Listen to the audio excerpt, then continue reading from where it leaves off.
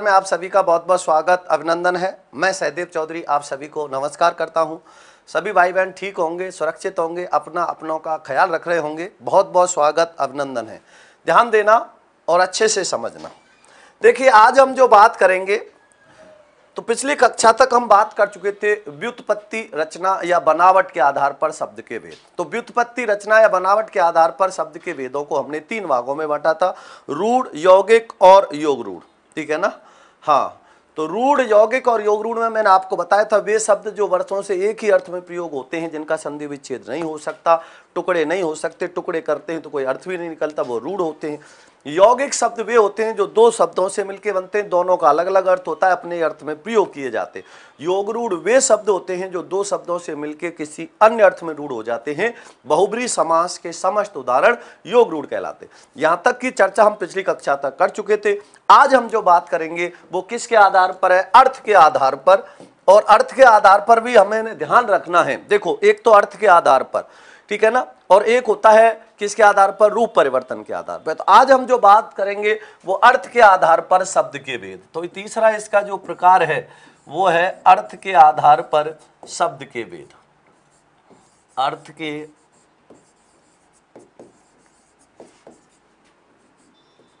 आधार पर शब्द भेद। और आपको अच्छे से पता है अर्थ के आधार पर शब्द के कितने भेद होते हैं? 8 भेद होते हैं। हाँ बिल्कुल। तो अर्थ के आधार पर शब्द के कितने भेद होते हैं? 8 भेद होते हैं। 8 भेद कौन कौन से होते हैं ये ध्यान रखना है। सबसे पहला इसका भेद होता है वो होता है एकार्थी शब्द। सबसे पहला भेद कौन सा होता है? एकार्थी शब्द। दूसरा भेद कौन सा होता है? अनेकार्थी शब्द। जिसका एक ही अर्थ हो एकार्थी, जिसके अनेक अर्थ हो वो क्या कहलाते हैं? अनेकार्थी शब्द कहलाते हैं। अनेकार्थी शब्द। तीसरा भेद होता है पर्यायवाची, जो एक दूसरे के पर्याय का बोध कराते हैं, समान अर्थ का बोध कराते हैं, क्या कहलाते हैं? पर्यायवाची शब्द। इसका चौथा जो भेद होता है, चौथा भेद कौन सा होता है? विलोम शब्द होता है। बात करें चौथे भेद की तो विलोम शब्द होता है। पांचवा जो भेद होता है वो होता है युग्म या समानोच्चारित शब्द। युग्म या समानोच्चारित शब्द होते हैं। युग्म या समानोच्चारित शब्द। छठा भेद कौन सा होता है? शब्द समूह। और शब्द समूह को ही क्या कहते हैं? शब्द समूह ही क्या कहलाता है? शब्द समूह या वाक्यांश के लिए, शब्द समूह या वाक्यांश के लिए एक शब्द। शब्द समूह या वाक्यांश के लिए एक शब्द। सातवां जो भेद होता है वो कौन सा होता है? समान प्रतीत होने वाले भिन्नार्थक शब्द। सातवां भेद होता है समान प्रतीत होने वाले, समान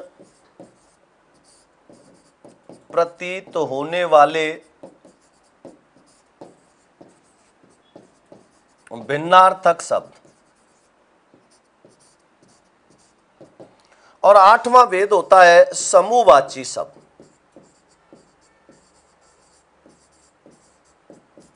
समूहवाची शब्द। हाँ, तो कितने भेद हो गए? 8। बिल्कुल। तो मैंने क्या कहा था कि इसको कितने भागों में बांट देते हैं? 8 भागों में। 8 भाग कौन कौन से होते हैं ये भी आपको ध्यान रखना है। हाँ बिल्कुल।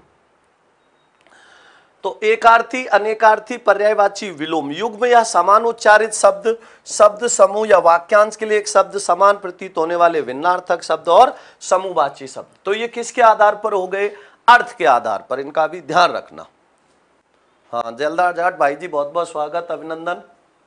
बिल्कुल, ध्यान दो। अब आगे, अब इसके आगे बात करेंगे। सबसे पहला भेद है एकार्थी शब्द। एकार्थी शब्द क्या होते हैं, किसे कहते हैं? एकार्थी शब्द समझना पहले ध्यान से। एकार्थी शब्द, इनको रूढ़ शब्द भी कहते हैं। एकार्थी शब्दों को ही रूढ़ शब्द भी कहते हैं। क्या होते हैं इसका आपको ध्यान रखना है।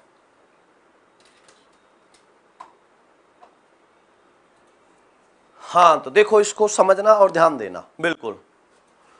तो एक आर्थी शब्द, नाम से पता लग रहा होगा, एक आर्थी शब्द जो एक ही अर्थ का बोध कराते हैं। तो मैं लिख रहा हूं, ध्यान देना और अच्छे से समझना। वे शब्द जो वर्षों से एक ही अर्थ में, वे शब्द जो वर्षों से एक ही अर्थ में रूढ़ हो गए हैं, वे शब्द जो एक वर्षों से एक ही अर्थ में रूढ़ हो गए हैं, जिनका विघटन करने पर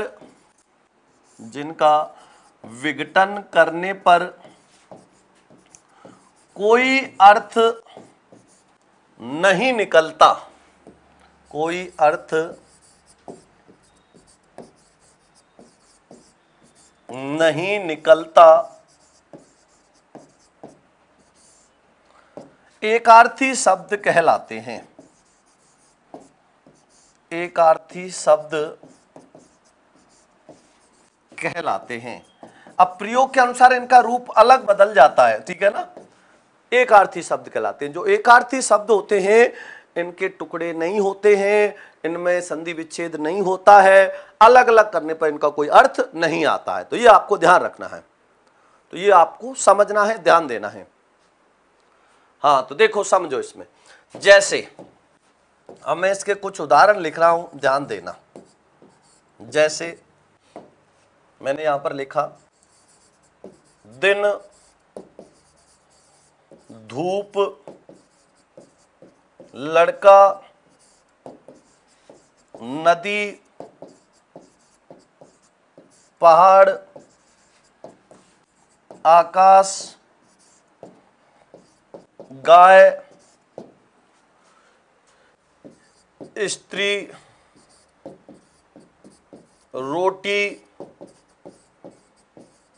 दीपक, लड़की, पुस्तक इत्यादि। ये कैसे शब्द हैं? एकार्थी शब्द। क्योंकि आप इनके टुकड़े करो, हो रहे हैं क्या? नहीं हो रहे। हाँ बिल्कुल, तो इनके आप टुकड़े करके देखो, टुकड़े हो रहे हैं क्या? नहीं हो रहे। वर्षों से एक ही अर्थ में ये प्रयोग किए जा रहे हैं। तो वे शब्द जिनके टुकड़े नहीं किए जा सकते, अलग अलग अगर करते भी हैं तो कोई अर्थ नहीं निकलता, तो ये भी ध्यान रखना। हाँ बिल्कुल, तो ये भी थोड़ा सा ध्यान रखना। तो वे शब्द जो वर्षों से एक ही अर्थ में रूढ़ हो गए हैं, जिनका विघटन करने पर कोई अर्थ नहीं निकलता, एकार्थी शब्द कहलाते हैं। तो ये भी आपको ध्यान रखना है। हाँ बिल्कुल, तो एकार्थी शब्दों में आपको बिल्कुल भी कंफ्यूज नहीं होना, बस ये ध्यान रखना कि इनके टुकड़े नहीं होने चाहिए, अलग अलग अर्थ भी नहीं आना चाहिए। तो ये भी आपको अच्छे से पता होना चाहिए। हाँ बिल्कुल, हाँ समझ आ गया ना। तो इनका एक ध्यान रखना। अब इसके आगे बात करेंगे अनेकार्थी शब्द का। बिल्कुल, अनेकार्थी शब्द कौन से होते हैं? नाम से पता लग गया होगा, अनेकार्थी शब्द। अब देखो, अनेकार्थी और पर्यायवाची में अंतर का ध्यान रखना। अनेकार्थी और पर्यायवाची में अंतर ध्यान रखना, क्योंकि अनेकार्थी और पर्यायवाची समान नहीं होते, बहुत अंतर होता है। कई बार हम क्या करते हैं, अनेकार्थी और पर्यायवाची को सेम समझने की गलती कर देते हैं, जो सेम नहीं होते, अलग होते हैं, दोनों के अर्थ भी अलग निकलते हैं। तो ये भी थोड़ा सा आपको ध्यान रखना है। तो देखो, अनेकार्थी शब्द तो जिसके अनेक अर्थ होते हैं, पर्याय नहीं, अनेक अर्थ होते हैं। पर्याय अलग चीज है, अनेकार्थी अलग चीज है, दोनों में अंतर करेंगे, ध्यान से समझना। मैं पहले लिख देता हूं, वे शब्द जो अनेक अर्थों का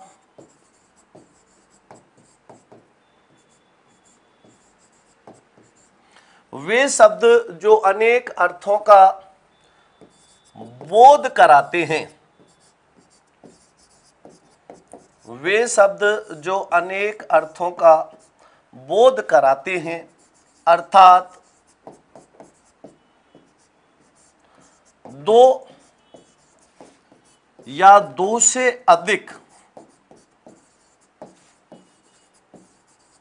दो या दो से अधिक अर्थों का बोध कराने वाले शब्द, दो या दो से अधिक अर्थों का बोध कराने वाले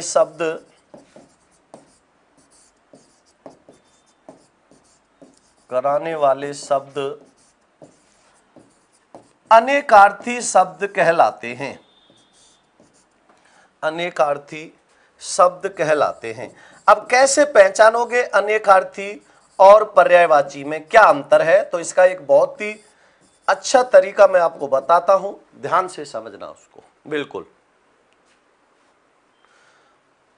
अर्थ के आधार पर सार्थक और निरर्थक हम उसको मूल रूप में रखते हैं। किसमें? मूल रूप में। मूल रूप से हम इसको दो कर लेते हैं, एक तो सार्थक शब्द होगा और एक निरर्थक शब्द होगा। लेकिन हम इसका भेद पढ़ रहे हैं तो यहां पर सार्थक निरर्थक का कोई महत्व ही नहीं।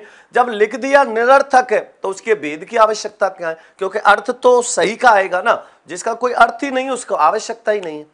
तो ध्यान रखना, पूछ लेता है कि अर्थ के आधार पर शब्द के भेद। जब विकल्प में 8 ना दे के 2 दे रखा हो और 8 दे ही नहीं रखा हो तो आप उसमें ले जाओगे। मूल रूप से जब निरर्थक है, अर्थ है ही नहीं, तो उसको लिखने की आवश्यकता ही नहीं है, तो वो नहीं है। ध्यान रखना इस बात का, ऐसे पूछ लेता है, समझ आया ना? तो इसका ध्यान रखना। तो अनेकार्थी शब्द, तो वे शब्द जो अनेक अर्थों का बोध कराते हैं, तो अनेक अर्थों में प्रयुक्त शब्द अनेकार्थी शब्द कहलाते। अब इसके मैं कुछ उदाहरण बताऊंगा, ध्यान देना और समझना। जैसे मैं एक उदाहरण लिख रहा हूं अज का।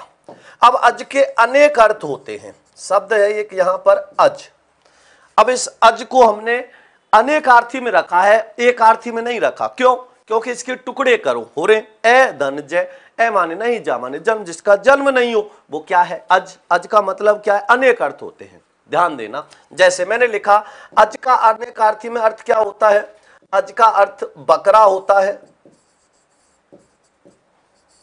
अज का अनेकार्थी में जीव होता है, अज का ही ब्रह्मा होता है, अज का ही विष्णु होता है, अज का ही महेश होता है, अज का ही ब्रह्मा विष्णु महेश कामदेव होता है।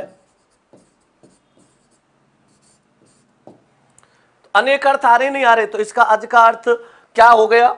बकरा हो गया, जीव हो गया, ब्रह्मा हो गया, विष्णु हो गया, महेश हो गया, कामदेव हो गया। और दशरथ के पिता, सिर्फ दशरथ के पिता लिखा तो गलत हो जाएगा, क्योंकि दशरथ के पिता अज नहीं थे, पिता का नाम अज था। दशरथ के पिता का नाम अज था, तो यहां क्या लिखेंगे? दशरथ के पिता का नाम। क्या लिखेंगे? दशरथ के पिता का नाम क्या था? अज था। तो यहां पर दशरथ के पिता नहीं लिखेंगे, केवल दशरथ के पिता का नाम लिखेंगे। अब देखो इसके अनेक अर्थ हुए नहीं हुए?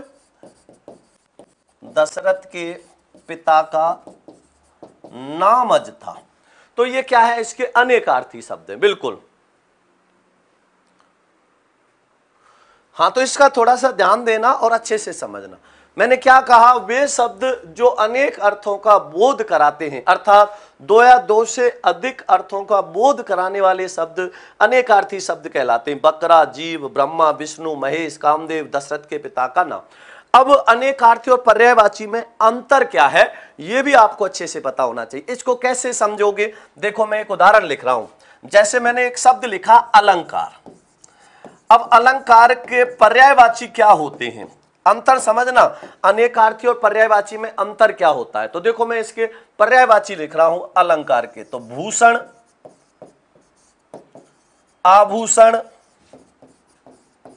भूषण, आभूषण, विभूषण, गहना और जेवर। अब ये देखो, इसके क्या है? अलंकार के पर्यायवाची। अंतर क्या है दोनों में? ध्यान देना। तो इसमें देखो, ध्यान देना। जैसे मैंने कहा, अब भूषण, आभूषण, विभूषण, गहना, जेवर। अब मान लो मुझे किसके लिखने? मान लो मुझे इसके लिखने आभूषण के, तो आभूषण के पर्यायवाची में भूषण भी आएगा, विभूषण भी आएगा, गहना भी आएगा, जेवर आएगा और ये अलंकार भी आएगा। मुझे जेवर के लिखने हैं तो जेवर के में गहना भी आएगा, विभूषण भी आएगा, आभूषण भी आएगा, भूषण भी आएगा और अलंकार भी आएगा। लेकिन जब अनेकार्थी की बात करें, मान लो मुझे ब्रह्मा के लिखने हैं तो इसमें जीव, बकरा, विष्णु, महेश, कामदेव कोई आएगा नहीं आएगा, क्योंकि इसके अनेक अर्थ हैं, पर्याय नहीं है। मुझे लिखना है मान लो किसका, महेश का, तो इनमें से बकरा, जीव, ब्रह्मा, कामदेव, इनमें से कोई आएगा क्या? नहीं। क्यों? क्योंकि ये इसका क्या है, अनेक अर्थ हैं, पर्याय नहीं है। पर्याय में तो सब आते हैं और अनेकार्थी में उसके अनेक अर्थ आते हैं। क्या क्या उसके अनेक अर्थ होते हैं? तो ये दोनों में अंतर आपको ध्यान रखना है। हाँ बिल्कुल ध्यान रखना, क्योंकि ये बहुत ही महत्वपूर्ण और जरूरी बात है, आपको इसका अच्छे से पता होना चाहिए। हाँ बिल्कुल। तो इस प्रकार से, तो ये क्या हो गए, इसके अनेकार्थी। तो अनेकार्थी और पर्यायवाचियों को मिक्स मत कर लेना, दोनों में विशेष अंतर है, बहुत अंतर होता है। हाँ आगे समझो। अब इसके बाद और भी खूब सारे उदाहरण हैं जिनके हम अनेकार्थी लिखेंगे। जैसे मैंने लिखा अंक, अंक का समझना, अंक। अब जो अंक के अनेकार्थी क्या होते हैं, इसके अनेक अर्थ क्या क्या होते हैं, अंक को अनेक अर्थों में कैसे प्रयोग किया जाता है, इसको भी आपको ध्यान देना है, अच्छे से समझना है। अब देखो अंक का मतलब क्या है, अंक का अर्थ भाग्य भी होता है, नहीं होता? अंक का अर्थ भाग्य भी होता है, अंक का मतलब गोद भी होता है, कहते नहीं अंकसाई, गोद में सोने वाला, अंकसाई होता है, नहीं होता? भाग्य भी होता है। अंक का अर्थ, ठीक है ना, दृश्य भी होता है। कौन सा अंक है इसका, कौन सा दृश्य चल रहा है? हाँ तो देखिए आगे समझो। तो यहां पर भाग्य है, गोद है, दृश्य है। अब गिनती के अंक भी होते नहीं होते? अंक किसके होते हैं? गिनती के अंक भी होते हैं, गिनती के अंक भी होते हैं। तो अंक का अर्थ भाग्य भी होता है, गोद भी होता है, गिनती के अंग भी होते हैं। अब अंक का मतलब देह भी होता है, नहीं होता? अंक देह को भी कहते हैं, तो भाग्य, गोद, दृश्य, गिनती के अंग, देह को भी कहते हैं, बिल्कुल देह भी आ जाता है इसमें। अंक का अर्थ चिन्ह भी होता है, अंक का अर्थ और क्या होता है, चिन्ह भी होता है, चिन्ह भी इसी का होगा। तो देह है, चिन्ह है, स्थान भी होता है। अंक का अर्थ क्या होता है, स्थान भी होता है। तो ये इसके क्या है, अनेक अर्थ है, ये अंक के क्या है, अनेक अर्थ हैं। हाँ तो ये भी थोड़ा सा आपको ध्यान रखना है, अच्छे से समझना है। तो कहते हैं ना, इसका भाग्य है, गोद है, दृश्य है, गिनती के अंक हैं, देह है, चिन्ह है, स्थान है, तो ये भी होता है, ठीक है ना? तो इनका भी आपको ध्यान रखना है, बिल्कुल। हाँ बाहें, बिल्कुल। तो ये इसके अनेक अर्थ है। अब ये पर्याय नहीं है, क्यों नहीं है? मान लो ऐसे, मान लो आपसे पूछ ले दृश्य, तो अब दृश्य में ये थोड़ी आएगा, दृश्य में भाग्य थोड़ी आएगा, दृश्य में स्थान थोड़ी आएगा, दृश्य में चिन्ह थोड़ी आएगा, नहीं आएगा, देह थोड़ी आएगा, क्योंकि ये इसके अनेक अर्थ है, पर्याय नहीं। पर्याय होते सब आ जाते, तो ये भी आपको अच्छे से पता होना चाहिए। हाँ बिल्कुल, तो इनका भी थोड़ा सा आपको ध्यान रखना है। आगे समझो।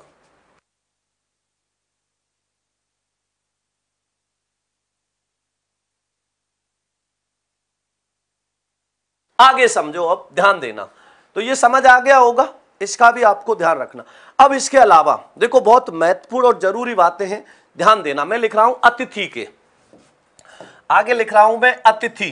अब जिसके आने की कोई तिथि नहीं हो, अब अतिथि या तिथि के अनुसार थोड़ी आएगा, अतिथि तो अपनी मर्जी से आएगा, जिसके आने की कोई तिथि नहीं हो।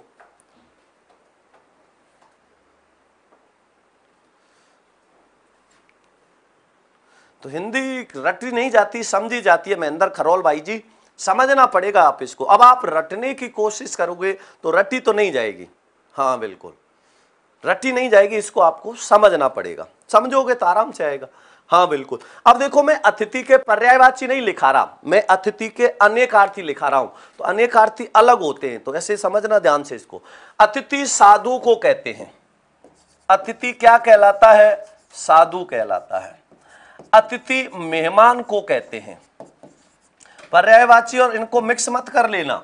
अतिथि साधु होता है, अतिथि मेहमान को कहते हैं। अतिथि किसको कहते हैं, कुश का बेटे का नाम अतिथि था, लव और कुश थे नहीं थे, तो कुश के बेटा का नाम, बेटे का नाम, कुश के बेटे का नाम क्या था? कुश के बेटे का नाम अतिथि था। तो अतिथि साधु को कहते हैं, बिल्कुल, हाँ, अतिथि साधु को कहते हैं। अतिथि का मतलब यात्री भी होता है, अतिथि का मतलब यात्री भी होता है, बिल्कुल। और यज्ञ में सोमलता लाने वाला कौन था? अतिथि था। यह भी ध्यान रखना, यज्ञ में सोमलता लाने वाला क्या है? अतिथि है, लाने वाला। इसको पूछ लेता है कई बार। तो ये अतिथि के क्या है? अनेक अर्थ है। क्या? मेहमान है, साधु है, इसके अलावा कुश के बेटे का नाम है, यात्री है, यज्ञ में सोमलता लाने वाला अतिथि होता है। तो ये इसके क्या है? अनेक अर्थ है। इनका भी आपको ध्यान रखना है, ठीक है ना? ये भी आपको अच्छे से पता होना चाहिए। अब इसी प्रकार अपेक्षा शब्द है, बहुत अच्छा है उदाहरण, इसको भी ध्यान देना। जैसे आपसे मुझे यह अपेक्षा थी, तो एक होती है अपेक्षा, एक होती है उपेक्षा, ठीक है ना? एक दूसरे के विपरीतार्थक होते हैं, विलोप शब्द होते हैं, बिल्कुल। अब आपसे मुझे ऐसी अपेक्षा है, कहते नहीं कहते? हाँ, बिल्कुल, इसमें ध्यान देना। अरे बुक का तो क्या है, आप कोई भी यूज कर सकते हो, आप अपने हिसाब से देख लेना किसकी तैयारी कर रहे हो उसके आधार पर, ठीक है ना? आरबीएससी की बुक है, एनसीईआरटी की बुक है, पुरानी देख लेना। अशुद्धियां का थोड़ा सा ध्यान रखना, क्योंकि अशुद्धियां बहुत मिलती। अब देखो, मैंने कहा अपेक्षा, मुझे आपसे ये अपेक्षा थी, मतलब आवश्यकता। अपेक्षा मतलब आवश्यकता भी इसका अनेकार्थी में आएगा। इच्छा, ऐसी मेरी क्या है? इच्छा है, तो अपेक्षा है। इसका आवश्यकता भी होता है, इसका दूसरा अर्थ क्या निकाल देते हैं हम? इच्छा भी निकाल देते हैं। ऐसी क्या है? इच्छा है। इसी प्रकार आशा, आशा भी इसका क्या है? अनेकार्थी होता है, आशा। तो आवश्यकता है, इच्छा है, आशा है, ये इसके क्या है? अनेकार्थी होते हैं, बिल्कुल।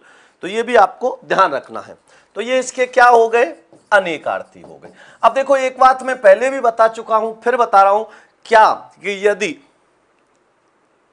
अरे गजानंद भाई, वो उसके आधार पर है, मूल रूप से। जैसे आपने शब्द के, आपने वो वाक्य शुद्धिकरण पढ़ा, वाक्य शुद्धिकरण को मूल रूप से दो भागों में बांटा था, एक पद के क्रम के आधार पर, एक पद के आधार पर।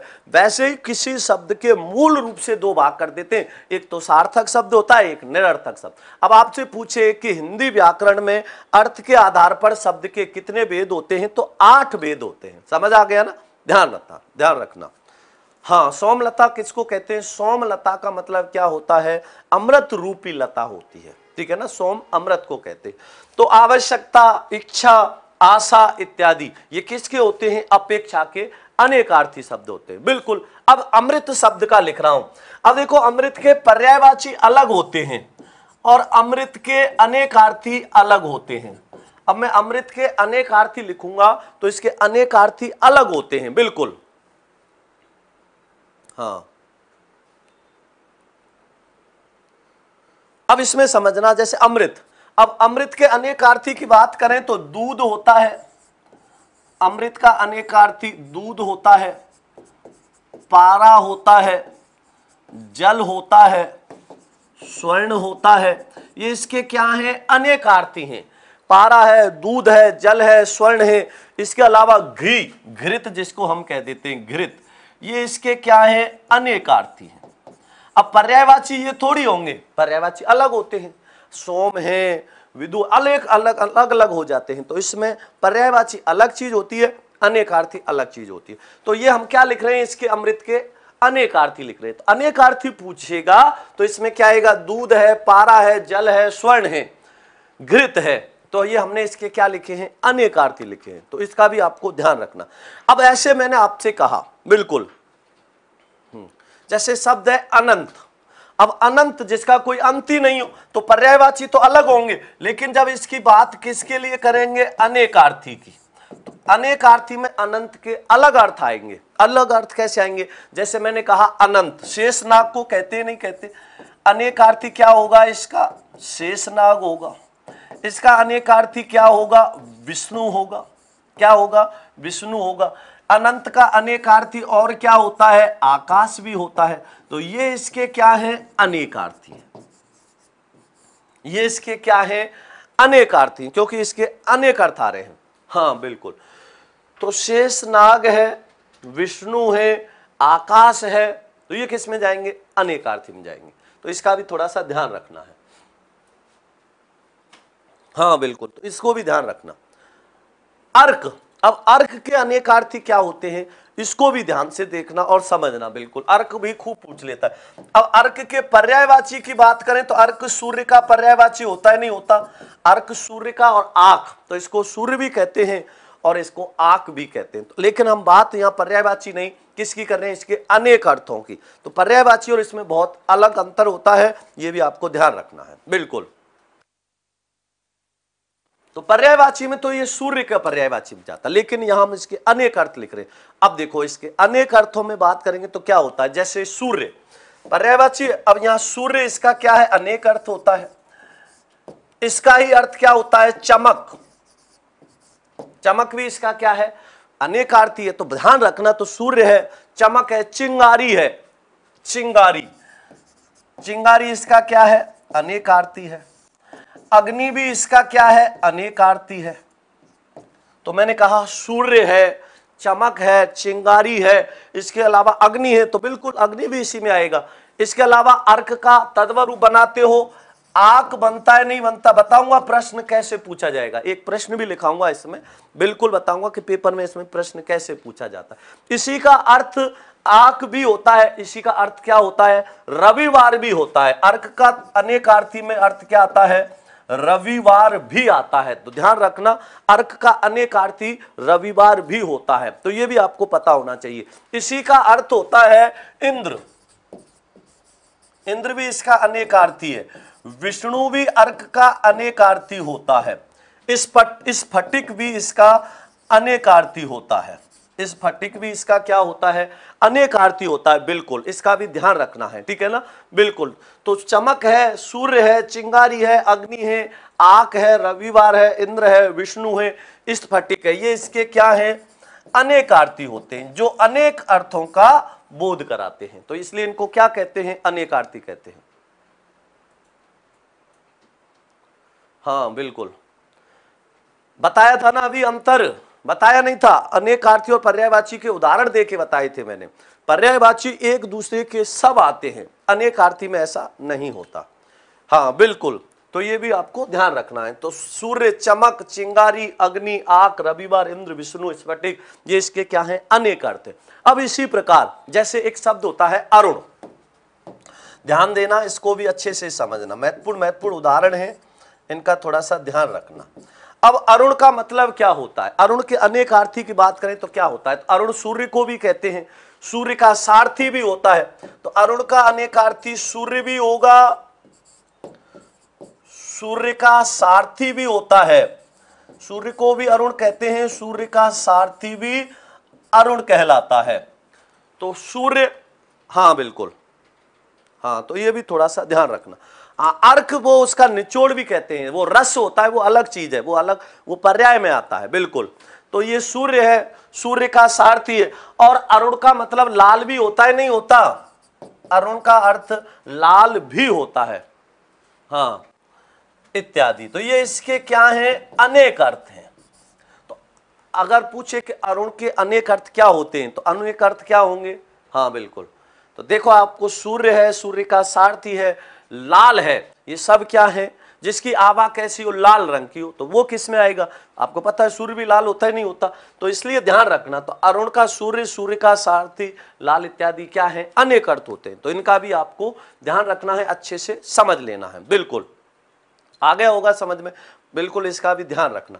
अब इसके बाद एक बहुत अच्छा उदाहरण है अधर का। अधर, अब मैं अधर के अनेक अर्थ लिखा रहा हूं। अधर का अर्थ आप जानते हो, होंठ भी होता है नहीं होता? ओष्ठ जिसको आप कह देते हो, ओष्ठ कह देते हो, हाँ बिल्कुल, अधर भी कह देते हो। तो इसको भी ध्यान देना। जैसे मैंने कहा अधर, बिल्कुल होगा, बिल्कुल ध्यान रखना। अधर का मतलब क्या होता है? होंठ होता है, होंठ होता है, शून्य होता है। अधर का मतलब होंठ भी होता है, अधर का मतलब शून्य भी होता है। बिल्कुल, हाँ बिल्कुल सही है। तो शून्य भी होगा, क्यों नहीं होगा, बिल्कुल। हाँ एसआई के लिए भी है, हाँ बिल्कुल। तो शून्य है, इसी का अर्थ नीचा भी होता है, इसी का अर्थ नीचा भी होता है, और इसी का अर्थ मध्य भी होता है, इसी का अर्थ मध्य भी होता है। तो ये इसके क्या है? अनेक अर्थ होते हैं। अब अधर ऐसे किसको कहते हैं? अधर का मतलब नीचे का, अधर माने होता है नीचे, अधरोष्ठ नीचे का जो होंठ होता है। तो ये भी आपको ध्यान रखना है। हाँ कई समानार्थी और ये मिल भी जाते हैं, थोड़ा सा इसका ध्यान रखना। तो देखिए अधर होंठ हो गया, अधर का अर्थ शून्य भी होता है, अधर का अर्थ नीचा भी होता है, अधर का अर्थ मध्य भी होता है। तो ये भी ध्यान रखना है, आगे समझना। तो यहां पर इनमें आपको पर्यायवाची और अनेकार्थी में मिक्स नहीं करना, ध्यान बस एक इसी बात का रखना है कि ये मिक्स मत कर लेना। मिक्स हो गए तो फिर समस्या हो जाएगी, तो बिल्कुल भी मिक्स नहीं करने, बिल्कुल।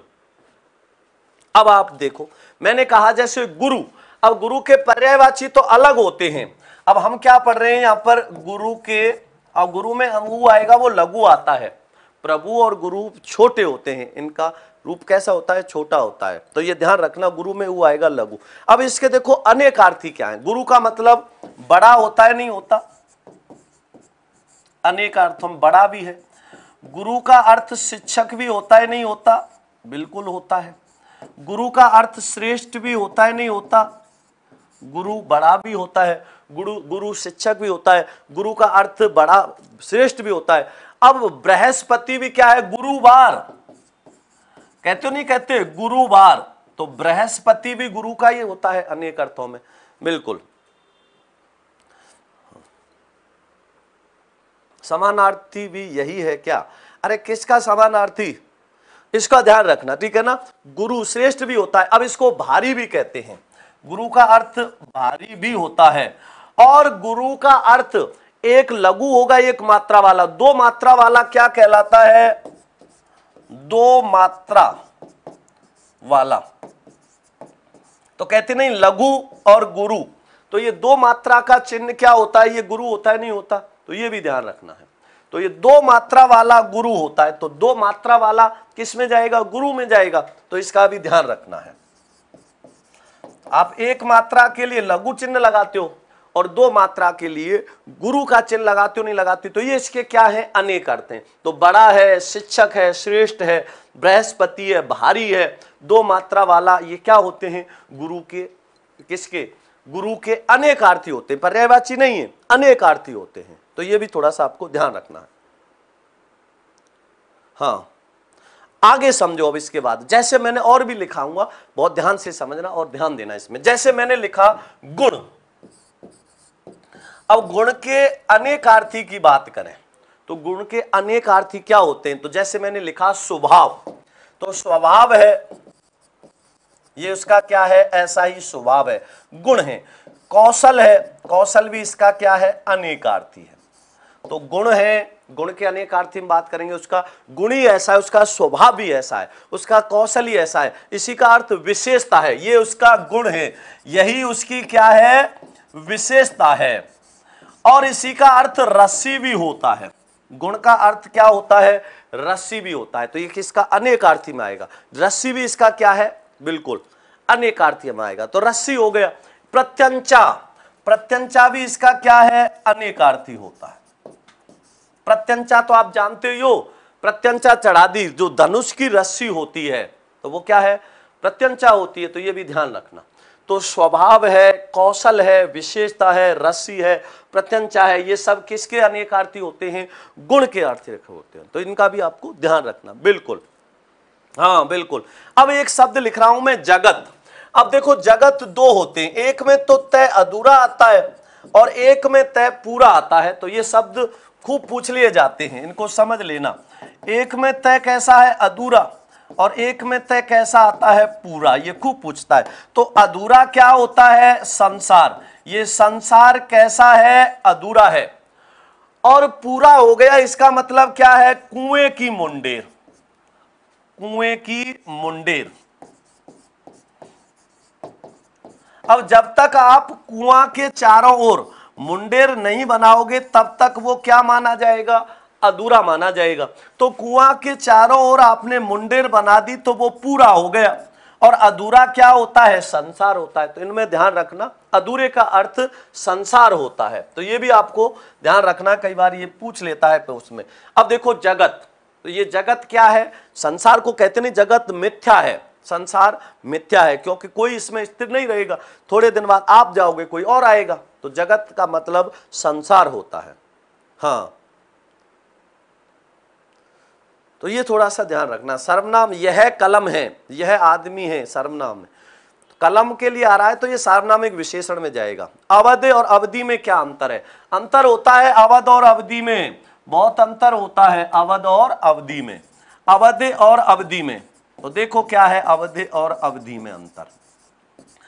थोड़ी समय सीमा होती है, थोड़ी छोटी क्या है? समय या सीमा होती है। और अवधि बड़ी क्या है? भाषा है। अवधि भाषा होती है, नहीं होती? तो समय या सीमा थोड़ी होती है और बड़ी भाषा होती है। तो छोटी लघु ही आएगी, समय या सीमा होगा।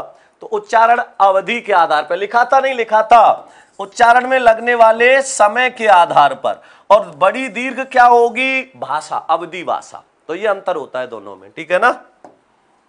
आगे ध्यान दो। अब देखो, मैंने कहा जगत के जो अनेकार्थी हैं वो क्या होते हैं। देखो मैंने कहा जगत पनघट होता है, नहीं होता? जगत का अर्थ क्या होता है? पनघट, बड़ी कठिन है, डगर पनघट की। तो पनघट, जगत का मतलब पनघट होता है।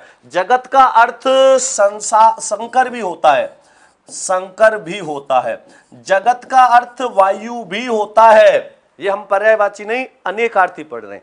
तो जगत का मतलब पनघट होता है, जगत का अर्थ संकर भी होता है, बिल्कुल। जगत का अर्थ वायु भी होता है, और जगत का मतलब अधूरा क्या है? संसार है। तो अधूरा क्या होता है? संसार भी होता है। तो जगत का अर्थ पनघट होगा, संकर भी होगा, वायु भी होगा, बिल्कुल बिल्कुल आएगा, इसी में आएगा। इसी का अर्थ क्या होता है? टेक भी होता है, जिसको आप क्या कह देते हो? सहारा, टेक। तो ये इसके क्या हो गए? अनेक अर्थ हो गए।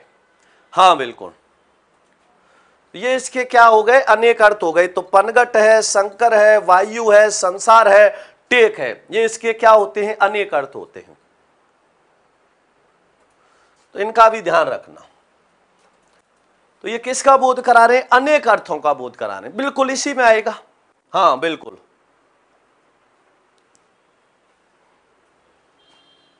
हाँ। क्वेश्चन वाली क्लास लगाएं। क्वेश्चन वाली क्लास जो होती है वो रात को 9 बजे होती है, उत्कर्ष यूपी पर, यूपी उत्कर्ष पर। समानार्थी और अनेकार्थी एक नहीं होते, अलग अलग होते हैं। समानार्थी पर्यायवाची होते हैं, अनेकार्थी अनेक अर्थ होते हैं। तो अंतर होता है दोनों में, ठीक है? अलग अलग होते हैं, बिल्कुल। तो अधर, गुरु, गुण, जगत, इनका लिख दिए। अब आगे समझो, और भी लिखेंगे। अब मैं लिख रहा हूं घना का एक दूसरा उदाहरण लिख रहा हूं मैं। घना कहते हैं बड़ा घना अंधेरा है। अब घना के जो अनेक अर्थी होते हैं, अनेक अर्थ जो होते हैं वो क्या क्या होते हैं, इसका भी ध्यान रखना। घना का मतलब क्या होता है? मोटा। घना का अर्थ दाना भी होता है। तो घना किसको कहते हैं? घना मोटा भी होता है। घना का अर्थ, हाँ बिल्कुल, घना का अर्थ कपूर भी होता है। घना का अर्थ बादल भी होता है।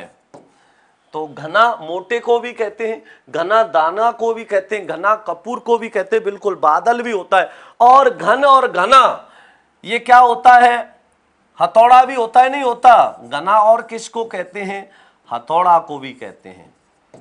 घन, घना, तो घना क्या होता है? हथौड़ा भी होता है, बिल्कुल। और घना मतलब सघन भी होता है। कहते नहीं घना अंधकार है, सघन भी होता है। सघन ये इसके क्या है? अनेकार्थी होते हैं। अरे और अरी में क्या अंतर है? अरे और अरी में क्या अंतर है? ये अंतर होता है लघुई और दीर्घी। अब लघु ई का मतलब अरि का कहते हैं शत्रु को, अरे अरि कहते हैं शत्रु को। और अरि क्या होती है? सखी या संबोधन सूचक होता है, क्योंकि सखी कैसी होती है? बड़ी होती है। और लघु का अर्थ होता है शत्रु, जैसे मुरारी, तो मुर नामक राक्षस का शत्रु। मुर धन अरि क्या होगा? मुरारी होगा। तो मुर नामक राक्षस का शत्रु क्या होगा? मुरारी होगा। तो यहां पर लघु ई है और यहां दीर्घ ई है, तो लघु ई का अर्थ शत्रु और दीर्घ ई का मतलब सखी होता है। तो ये अंतर होता है, ठीक है ना? हाँ, ध्यान रखना।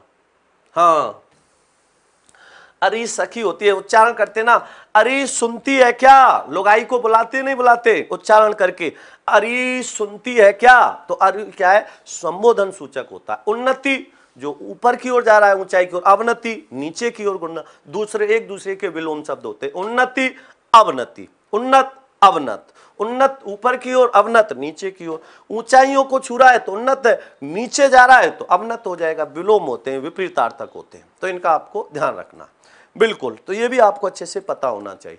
अब इसके बाद में मैं और बता रहा हूं, देखो घी शब्द है जैसे, अब आपने घृत के लिखे थे, घी के, देखो इसमें, हाँ बिल्कुल, अमृत के लिखे थे, उसमें एक शब्द आया था घृत। अब हम यहां घी के अनेकार्थी लिखेंगे, घी। अब देखो घी के अनेकार्थी में कितना अंतर होता है, ध्यान देना। अब आप घी अमृत को कहते हो नहीं कहते? बिल्कुल होता है। अब घी का देखना, घी का अर्थ, अब इसमें देखो एक तो होता है घी और एक होता है धी, दोनों में अंतर होता है, ठीक है ना? अच्छे से समझ लेना। एक तो होता है घी और एक होता है धी, धी जिसको बुद्धि कह देते। अब मैं लिख रहा हूं या घी के, अब घी के पर्यायवाची और अनेकार्थी में कितना अंतर है ये ध्यान रखना। घी का अर्थ पुत्री होता है, ज्ञान होता है, बुद्धि होता है, ध्यान रखना है इनका। मैंने क्या कहा? पुत्री भी है, ज्ञान है, बुद्धि है, और घी का मतलब मनोवृत्ति भी होता है। क्या होता है? मनोवृत्ति भी होता है। ये इसके क्या हो गए? अनेकार्थी हो गए। अब इनका अंतर आपको ध्यान रखना है। हाँ बिल्कुल। एक कमेंट आ रहा है जेके वामोड़ जी का, वामनौर का, सर मैं आपसे नाराज हो गया। बहुत बहुत धन्यवाद भाई जी नाराज होने के लिए। किस लिए नाराज हो गए है? क्यों नाराज हो जाते हो आप मुझसे? ये मेरा सौभाग्य है कि आप मुझे बड़े शांति से और प्यार से सुन रहे हो। ऐसे मत कहा करो मैं नाराज हो गया। क्यों नाराज होंगे? ऐसी कौन सी गलती हो गई मुझसे जो तुम ऐसे नाराज हो जाते हो? है आपके कमेंटों का रिप्लाई, हर कमेंट का रिप्लाई देना संभव ही नहीं है, क्योंकि आपको पता है मैं हर कमेंट का रिप्लाई देने लग जाऊंगा तो पढ़ा ही नहीं सकता, पूरा हो ही नहीं सकता। इसलिए ऐसे नाराज मत हुआ करो। बिल्कुल, हाँ बिल्कुल ध्यान रखना। आप आगे समझो।